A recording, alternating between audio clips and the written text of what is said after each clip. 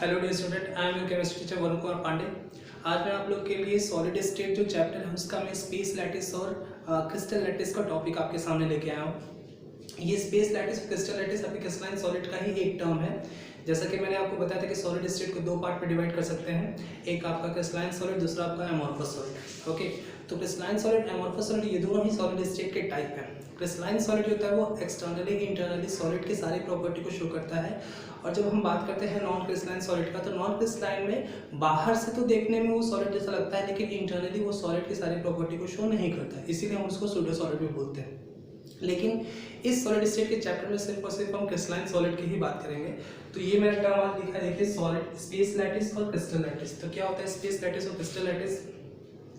तो space lattice, crystal lattice, अगर मैं इसको डिफाइन करना चाहूँ तो मैं लिख सकता हूँ a regular arrangement of the constituent particles of the crystal in a three-dimensional space is called crystal lattice or space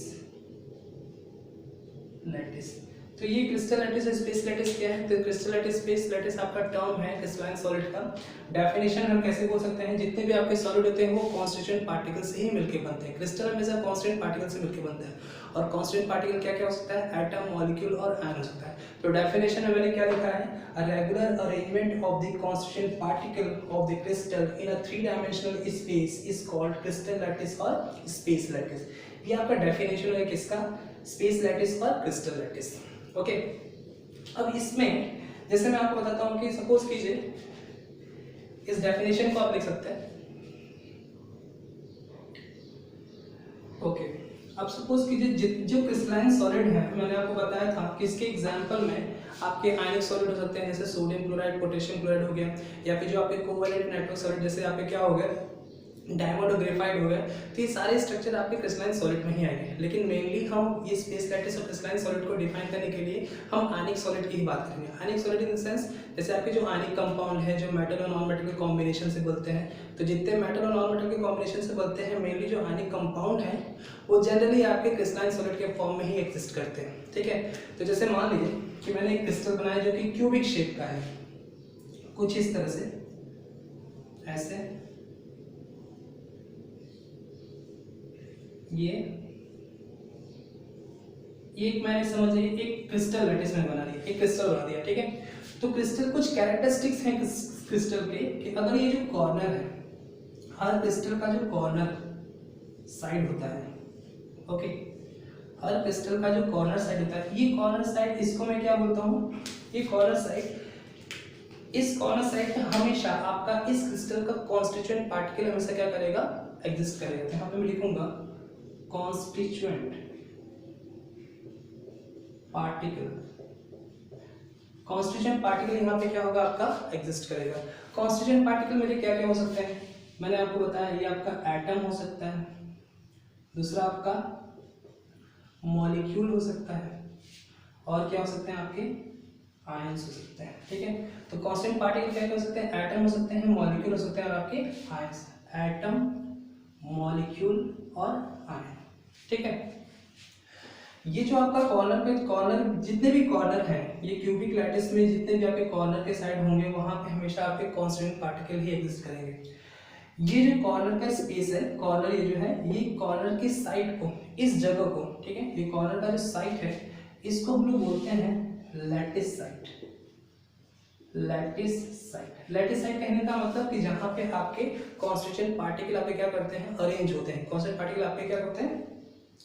arrange होते हैं। और ये आपका लैटिसाइट हो जाएगा, ठीक है। और इसी लैटिसाइट पे जो कांस्टेंट पार्टिकल है ये बहुत ही छोटे होते हैं, स्मॉलेस्ट पार्टिकल होते हैं, इसीलिए हम इनको दूसरा नाम भी बोलते हैं क्या, इसे हम लैटिस पॉइंट भी बोल सकते हैं, लैटिस पॉइंट। तो मीन्स ये जो कॉर्नर पे ये क्यूब, ये जो क्रिस्टल लैटिस है, इसका हर एक कॉर्नर पे क्या होगा, आपका कांस्टेंट पार्टिकल अरेंज होंगे। कांस्टेंट पार्टिकल आपके एटम हो सकते हैं, मॉलिक्यूल हो सकता है, आयन हो सकता है। ये कांस्टेंट पार्टिकल का जो स्पेस है, यहाँ पे जो साइट है, इसको हम लैटिसाइट बोलेंगे। और चूंकि ये कांस्टिट्यूएंट पार्टिकल बहुत छोटे होते हैं, इसलिए हम इसको लैटिस पॉइंट भी बोल सकते हैं। तो ये कुछ टर्म्स हैं आपके जो क्रिस्टल लैटिस में आपको क्लियर होना चाहिए, ठीक है। ये बात आपको समझ आएगी, आप इसे नोट डाउन कर सकते हैं।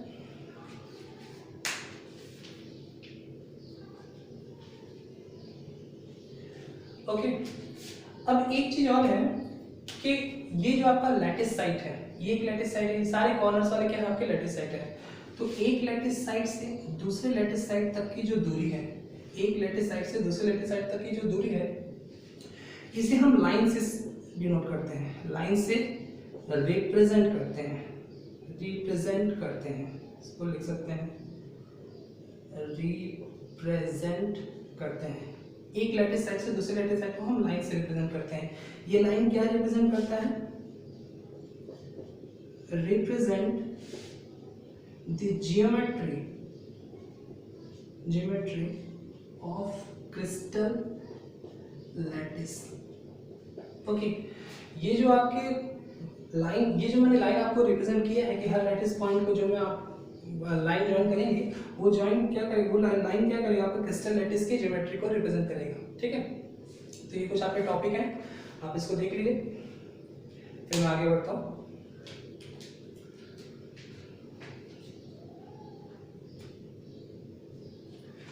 ओके,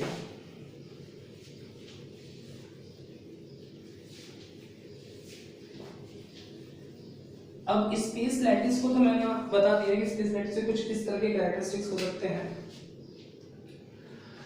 अब ये जो स्पेस लैटिस है, स्पेस लैटिस, ओके, ये मैंने स्पेस लैटिस यहाँ पे ऐसे लिख दिया है कि स्पेस लैटिस इंटरनली किस चीज से मिलकर बना होता है, ठीक है, कोई पैटर्न तो होगा। तो जब स्पेस लैटिस को हम लोग स्टडी करते हैं तो पता चलता है कि स्पेस लैटिस जो होता है वो आपका are formed by smallest unit structure. ये जो स्पेस लैटिस होता है वो छोटे छोटे स्मॉलेस्ट यूनिट स्ट्रक्चर से मिलकर बना होता है, जिसको हम लोग क्या बोलते हैं, यूनिट सेल बोलते हैं। क्या बोलते हैं हम लोग, यूनिट सेल। ये जो स्पेस लैटिस है वो छोटे छोटे स्मॉलेस्ट यूनिट स्ट्रक्चर से मिलकर बनेगा, जिसको हम लोग यूनिट सेल बोलेंगे। और ये यूनिट सेल इस स्पेस लैटिस को बनाता कैसे है, बनाते इन सेंस, अब ये कैसे बनेगा, are formed by repeating structure of unit cell in different direction। ये जो यूनिट सेल है वो लगातार आपस में क्या करेगा, रिपीट करता जाएगा और रिपीट करके एक बड़ा स्ट्रक्चर का फॉर्मेशन करेगा, जिसको हम क्या बोलेंगे, स्पेस लैटिस बोलेंगे, ठीक है। अगर ये आपको ऐसे भी समझ नहीं आ रहा था, हम ऐसे बोल सकते हैं, अगर मैं एक वॉल की बात करूंगा, ठीक है, एक वॉल की बात करूंगा, जैसे हम लोग के घर पे जो वॉल होता है, वो वॉल जो है छोटे छोटे स्मॉल ब्रिक्स से मिलके बनता है, ठीक है। तो यहाँ पे क्या हो जाएगा आपका, ये ब्रिक्स, ठीक है। तो यूनिट सेल जो है एक ब्रिक्स है, और जो स्पेस लैटिस है वो क्या है, एक वॉल है ना। आप इसको ऐसे भी समझ सकते हैं। तो स्पेस लैटिस छोटे छोटे स्मॉलेस्ट स्ट्रक्चर से मिलकर बनता है, जिसको हम क्या बोलते हैं, यूनिट सेल। और ये जो यूनिट सेल है वो लगातार रिपीट होकर के एक बड़ा स्ट्रक्चर का फॉर्मेशन करता है, जिसको हम लोग क्या बोलते हैं, स्पेस लैटिस बोलते हैं, ठीक है। तो आप इसको बना सकते हैं, फिर आगे मैं इसको प्रोसीड करता हूँ।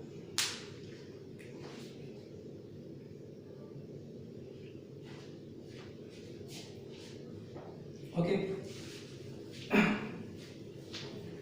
अब ये जो यूनिट सेल का है, यहाँ पे इस यूनिट सेल के लिए हम एक चीज और दिखा सकते हैं। जैसे सपोज कीजिए कि मैंने NaCl क्रिस्टल ले लिया, NaCl क्रिस्टल ले लिया, NaCl आपका एक आयनिक कंपाउंड है जो कि क्रिस्टलाइन सॉलिड के फॉर्म में क्या करता है, एग्जिस्ट करता है। तो मैंने NaCl का क्रिस्टल ले लिया, यहाँ पर लिखता हूँ Na, ये हो जाएगा Cl, फिर यहाँ पर जाएगा Cl, फिर हो जाएगा Na, ज्वाइन कर दिया, फिर यहाँ पे ये Na, फिर ये क्या हो जाएगा Cl, फिर Na, Cl, Na, Cl, ये कुछ इस तरह से, ठीक है। ये एक सबसे छोटा स्मॉलेस्ट पोर्शन मैंने बनाया है किसी NaCl क्रिस्टल का, सबसे स्मॉलेस्ट पोर्शन मैंने बनाया है NaCl, ठीक है।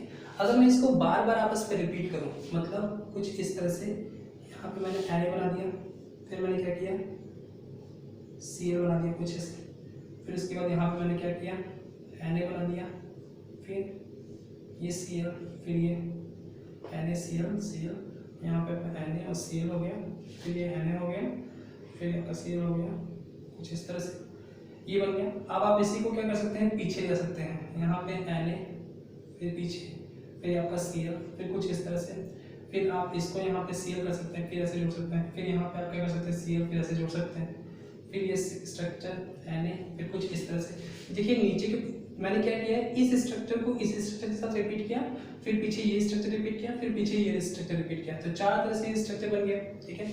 इसी को मैं ऊपर भी क्या कर सकता हूँ, आपका अरेंज कर सकता हूँ, ठीक है ना। तो यहाँ पे मेरे कहने का मतलब ये है कि ये इतना पोर्शन है, ये इतना जो पोर्शन है आपका, ये इतना पोर्शन देखिए, यही स्मॉलेस्ट स्ट्रक्चर जो है वो आपस में रिपीट हो करके ये आगे चल करके बहुत ही बड़ा स्ट्रक्चर देगा, ठीक है। तो मैं यहाँ पे बोल सकता हूँ कि NaCl क्रिस्टल का ये स्मॉलेस्ट पोर्शन क्या है, this one is consider as unit cell, ठीक है। This structure would be consider as unit cell, और यही स्ट्रक्चर जो है आपस में रिपीट होकर के एक बहुत बड़ा स्ट्रक्चर देगा, जिसको हम क्या बोलेंगे, क्रिस्टलाइन सॉलिड या फिर स्पेस लैटिस और क्रिस्टल लैटिस, ठीक है। तो ये स्ट्रक्चर के थ्रू आपको समझ में आ गया होगा कि यूनिट सेल क्या है और आपका स्पेस लैटिस क्या है, ये आपस में रिपीट होकर के बहुत बड़े स्ट्रक्चर देंगे, ठीक है। तो अब इसको थोड़ा सा आगे लेके चलते हैं।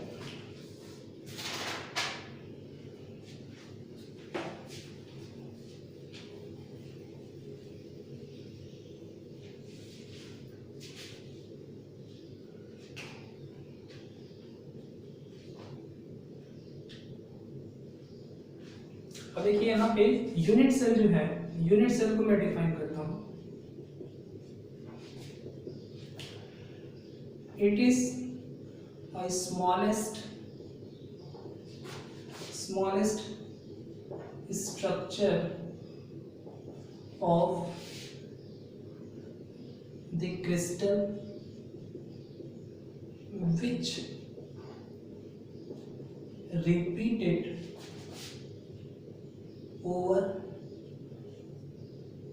over and again in three dimension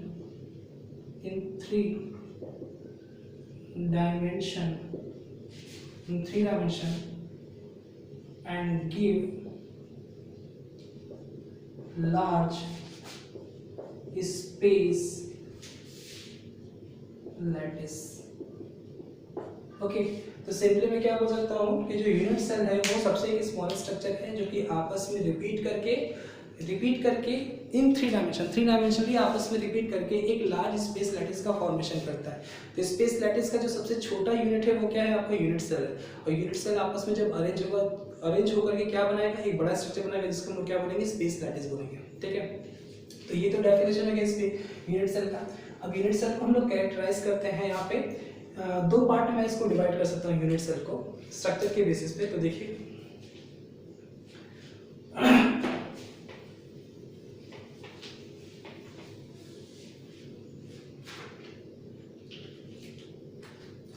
unit cell, यहाँ पे आप इसको दो पार्ट में डिवाइड कर सकते हैं। पहला प्रिमिटिव यूनिट सेल, या फिर इसी को हम लोग बोलते हैं प्रिमिटिव यूनिट सेल को simple cubic unit cell, simple cubic unit cell. Primitive unit cell या फिर सिंपल यूनिट सेल ऐसे बोल सकते हैं। और यहाँ पे हो जाएगा नॉन प्रिमिटिव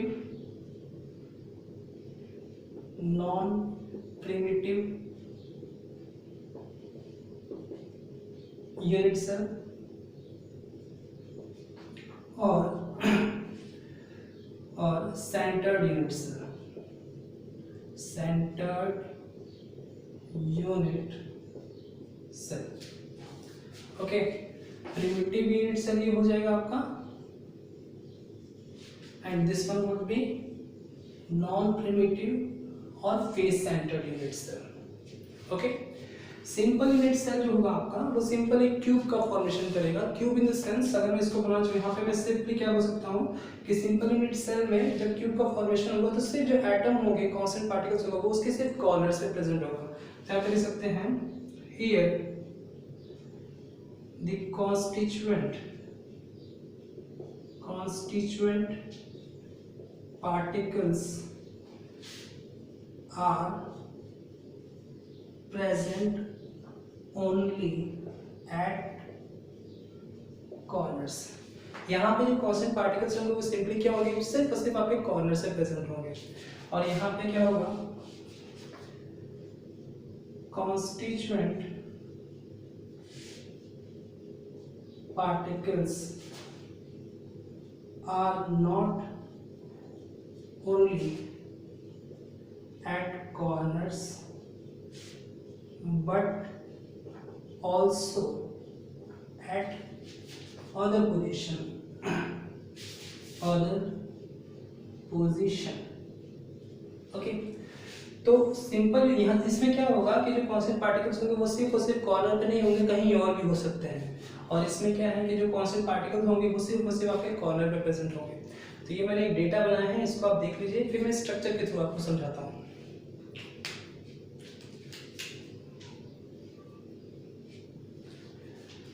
ओके, नाउ अब इसी चीज को मैं आगे कंटिन्यू करता हूँ। इधर आपका सिंपल यूनिट सेल था, तो यहाँ पे जब मुझे स्ट्रक्चर बनाना है तो सिंपली मैं कुछ ऐसे बना सकता हूँ। ये प्रिमिटिव यूनिट सेल का स्ट्रक्चर मैं बना रहा हूँ कुछ इस तरह से, और इसके जो एटम्स हैं वो कुछ ऐसे बना सकता हूँ।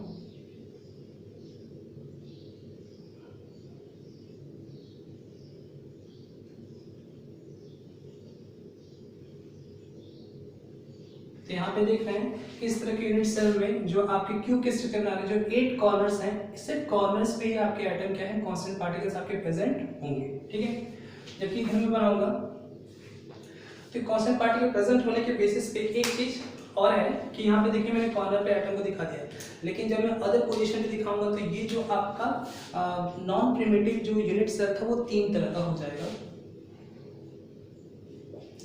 पहला, दिस वन इज, एक चीज और है कि इसको मैं सिंपल यूनिट सेल करूंगा, simple unit cell. Okay, terms clear होने चाहिए, सिंपल यूनिट सेल। और यहाँ पे जब मैं इसको क्लासिफाई करूंगा तो ये आपका आएगा body centred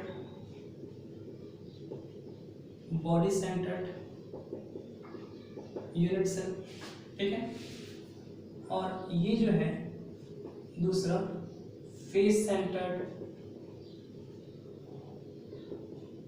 unit cell, and third one is about end face centered unit cell।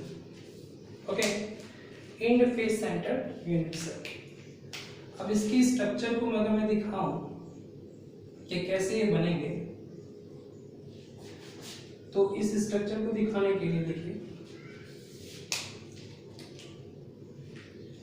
यहाँ पे बॉडी सेंटर को मैं सबसे पहले बनाता हूँ। तो बॉडी सेंटर के लिए सबसे पहले मैं क्यूब का फॉर्मेशन करूंगा।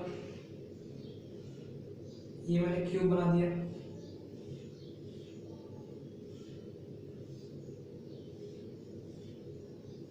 ये क्यूब बना दिया। ओके, अब बॉडी सेंटर जो है वो क्यूब इसी में सिंपल यूनिट सेल भी आपके एग्जिस्ट करेंगे। मतलब हर एक एक कॉर्नर पे, मैंने क्या बोला था कि इस तरह के यूनिट सेल में जो एटम होंगे वो सिर्फ और सिर्फ कॉर्नर पे ही नहीं होंगे, वो अदर पोजीशन पे भी हो सकते हैं। तो यहाँ पे सबसे पहले मैं कॉर्नर वाले एलिमेंट को बना देता हूँ। ये कॉर्नर पे एटम मैंने दिखा दिया, कॉन्स्टिट्यूएंट पार्टिकल। ओके, तो ये आपका बॉडी सेंटर्ड का हो गया। अब दूसरी बात, कॉर्नर पे एटम के अलावा कुछ एटम आप कहीं और भी सकते हो। बॉडी सेंटर्ड, ये नेम सजेस्ट करता है बॉडी सेंटर्ड, मतलब इस यूनिट सेल का सेंटर कहाँ है, बीच में होगा। तो एक पार्टिकल मैं यहाँ पे भी दिखा दूंगा, तो this one is considered as what, body centred. इसको शॉर्ट फॉर्म में हम BCC भी बोलते हैं, BCC, ठीक है। आपके आएंगे आगे क्रिस्टलाइन सॉलिड जो होते हैं वो तरह तरह के यूनिट सेल के बेसिस पे उनका नाम पड़ता है। तो जैसे BCC है, किसी में BCC होगा, किसी में FCC होगा, किसी में सिंपल होगा, किसी में इन फेस होगा। तो वो स्ट्रक्चर पे डिपेंड करता है किस तरह के यूनिट सेल्स में होंगे। फेस सेंटर्ड में, तो फेस सेंटर्ड के लिए मैं क्या करता हूँ, सबसे पहले यहाँ पे एक सिंपल क्यूबिक बना देता हूँ। ये इस तरह से मैंने क्यूब बना दिया।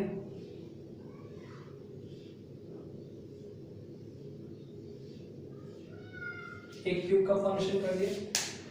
अब नॉर्मल जो है आपका कॉर्नर्स पे एटम को दिखा दूंगा।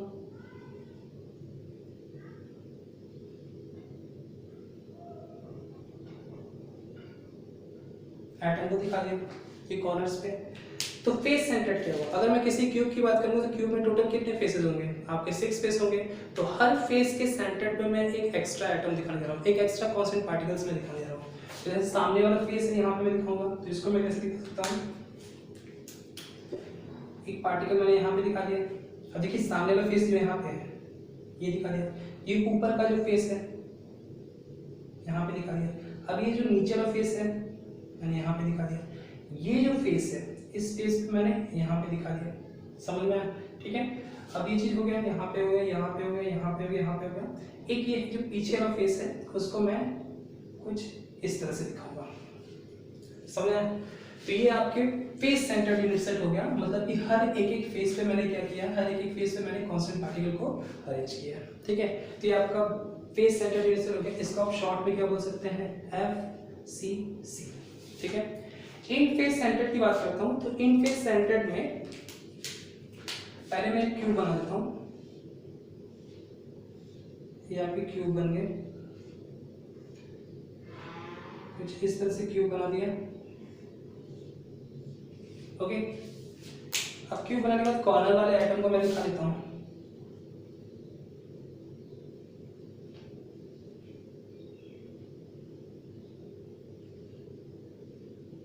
कुछ इस तरह से, ओके। तो इन फेस सेंटर्ड में क्या होता है, वो भी फेस सेंटर्ड के जैसा ही होता है, लेकिन इन फेस सेंटर्ड का जो प्रॉपर्टी ये है कि यहाँ पे अल्टरनेट फेसेस पे आपके कांस्टेंट पार्टिकल मिलते हैं। अल्टरनेट फेस कहने का मतलब कि अगर मैं सपोज कि यहाँ पे मैंने कांस्टेंट पार्टिकल इस फेस पे मैंने दिखा दिया, इस फेस के सेंटर पे मैंने दिखा दिया कांस्टेंट पार्टिकल, तो अल्टरनेटली मिलेगा, मतलब यहाँ पे है तो अब यहाँ पे नहीं मिलेगा, तो यहाँ पे मिलेगा, तो यहाँ पे नहीं मिलेगा। तो आप या तो आप ऐसे चलिए इस तरह से, या फिर आप इस तरह से चलिए। हर कंडीशन में इन फेस सेंटर्ड का केस ही होगा, मतलब अल्टरनेट साइड पे, अल्टरनेट फेस पे आप क्या होंगे, कांस्टेंट पार्टिकल उसके सेंटर पे प्रेजेंट होंगे। तो ये कुछ इस तरह से मैंने आपको यूनिट सेल और स्पेस लैटिस, क्रिस्टल लैटिस और कुछ डेफिनेशन आपको क्लियर करने की कोशिश की है, और इसे अच्छे से देखिएगा, इसको नोट बनाएगा, और इसके बाद का जो टॉपिक है उसको मैं नेक्स्ट वीडियो में डिस्कस करूँगा। तब तक के लिए गुड बाय, और अच्छे से पढ़ाई कीजिए। मेरे चैनल को वीडियो को सब्सक्राइब कीजिए, लाइक कीजिए। Thank you.